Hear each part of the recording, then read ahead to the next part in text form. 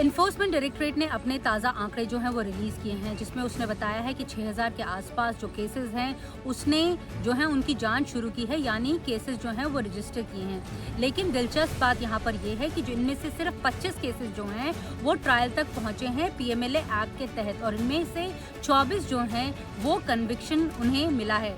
यानी जो enforcement directorate है वो कह रहा है कि 98% जो है उसकी कन्विक्शन रेट जो है वो है।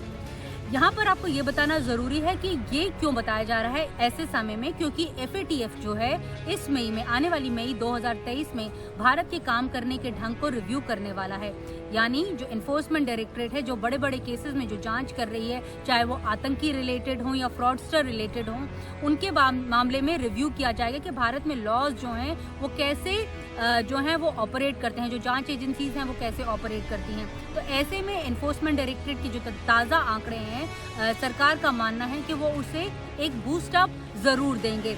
हालांकि जो 6000 केसेस हैं उनमें से जो बाकी के केसेस हैं वो डिफरेंट स्टेजेस ऑफ ट्रायल में हैं। बड़े बड़े अगर हम बात करें जो केसेस हैं, 2G का केस हो गया, कोल स्कैम हो गया, केरला का गोल्ड स्मगलिंग केस हो गया, छत्तीसगढ़ में जो अभी रेड्स पड़ी थी, तेलंगाना में पड़ी थी, राजस्थान में पड़ी थी, इन सभी के मामले जो हैं वो अलग अलग अदालतों में विचाराधीन हैं। दरअसल जो ईडी है वो अपने आप कोई मामला दर्ज नहीं कर सकती, उसे दूसरी जांच एजेंसी के ऊपर ही निर्भर होना होता है, चाहे वो CBI हो, इनकम टैक्स हो या फिर नेशनल इन्वेस्टिगेटिंग एजेंसी हो।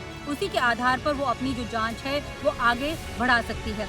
और दूसरी तरफ जो विपक्ष है वो लगातार ये हमला बोल रहा है कि जो एनफोर्समेंट डायरेक्टरेट है वो सरकार के कहने पर काम करती है और सिर्फ विपक्षी लोगों के ऊपर जो है वो कार्रवाई करती है। जो सरकार की सत्ता से जुड़े हुए लोग हैं उनको जो है वो क्लीन चिट दे देती है या फिर उनके जो मामले हैं ठंडे बस्ते में डाल देती है। नई दिल्ली से नीता शर्मा, NDTV इंडिया के लिए।